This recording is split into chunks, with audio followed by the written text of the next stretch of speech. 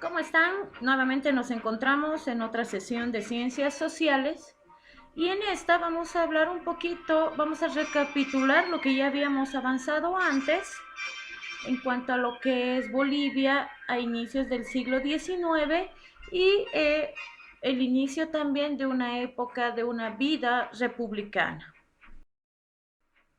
Dentro de las características de Bolivia al inicio de su vida independiente, tenemos que recalcar que nace con un gobierno de tipo liberal y que desde 1826 hasta 1871 Bolivia va a cambiar 9 veces de constitución.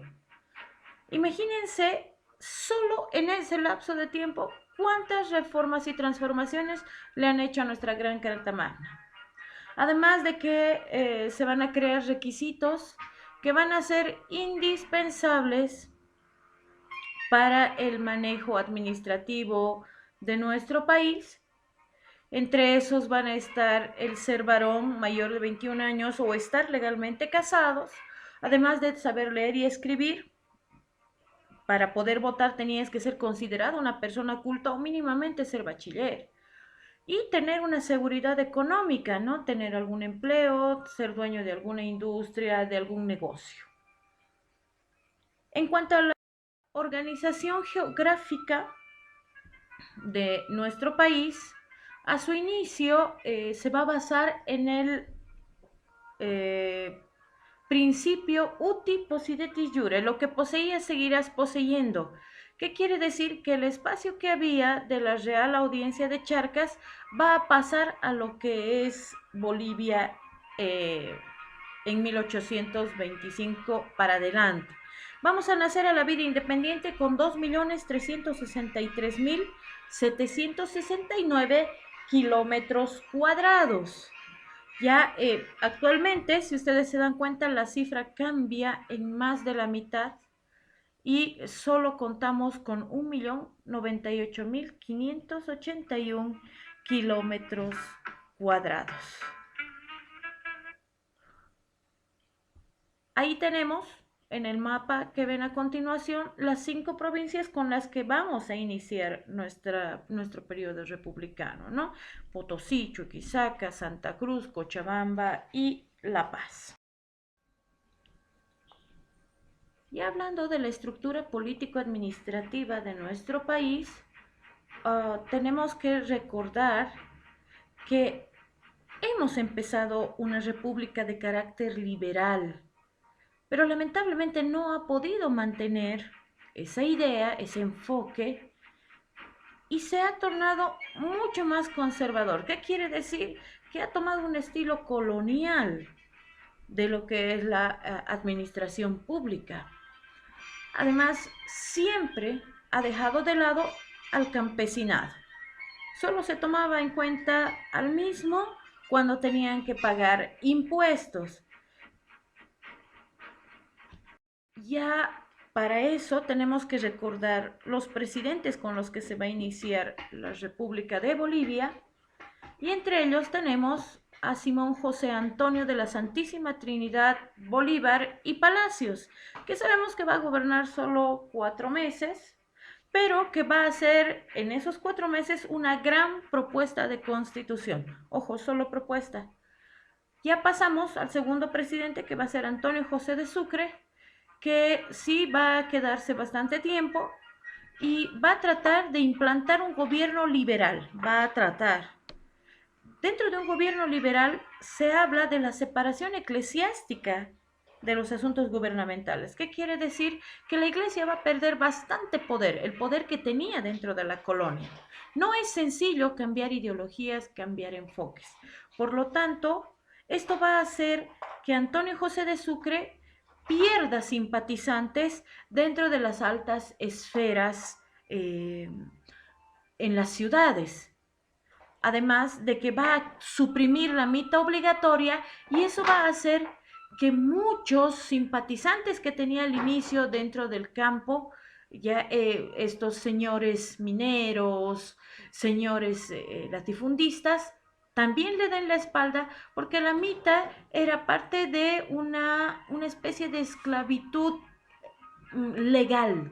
Y cuando él la suprime, esto no se ve con buenos ojos. Una vez pasado el gobierno de Antonio José de Sucre, que va a tratar de ayudar a la educación, que va a implantar el divorcio en nuestro país y demás, van a entrar dos gobiernos que no van a ser muy constantes, pero gobiernos interinos, además de carácter provisorio.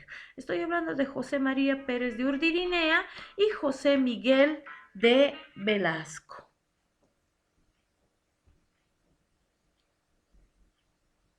«50 años de temor».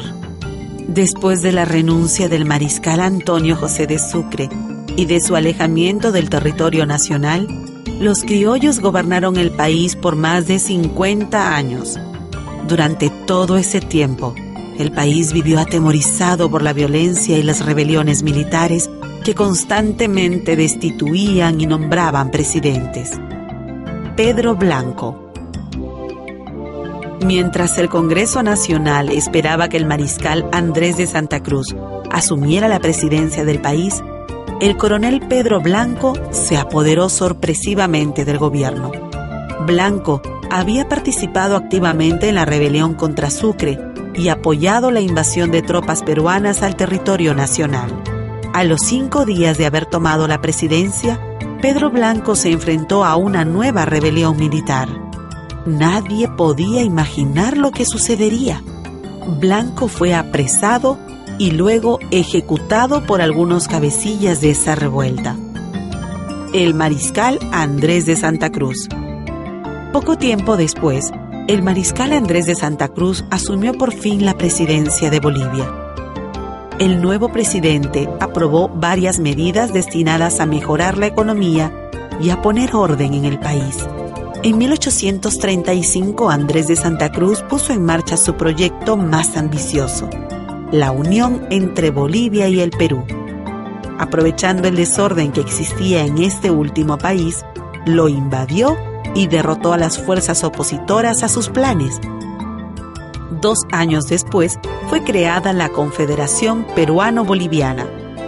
Preocupados por el poder que podía alcanzar la Confederación Peruano-Boliviana, los gobiernos de Chile y Argentina decidieron iniciar la guerra contra ella.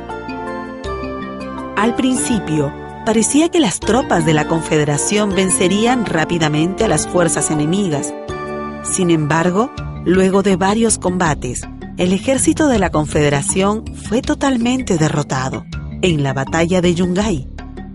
Inmediatamente después, el mariscal Andrés de Santa Cruz fue destituido de la presidencia de Bolivia. Batalla de Ingavi. La destitución del mariscal Santa Cruz despertó malestar en la población y provocó nuevas rebeliones militares. Ese clima de caos y de violencia fue aprovechado por tropas peruanas para invadir nuevamente el territorio boliviano.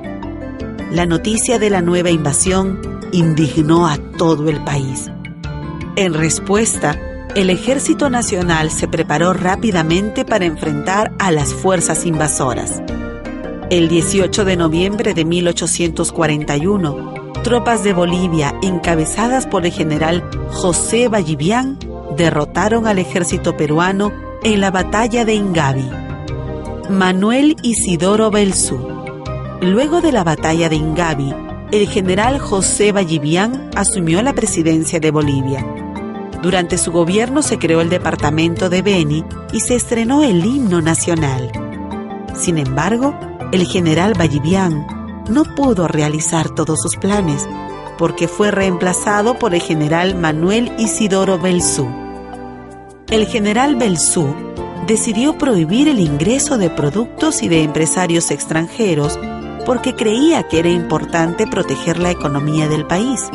Gobernó prácticamente montado en su caballo, pues tuvo que dedicarse a combatir las más de 50 rebeliones militares que se alzaron contra él.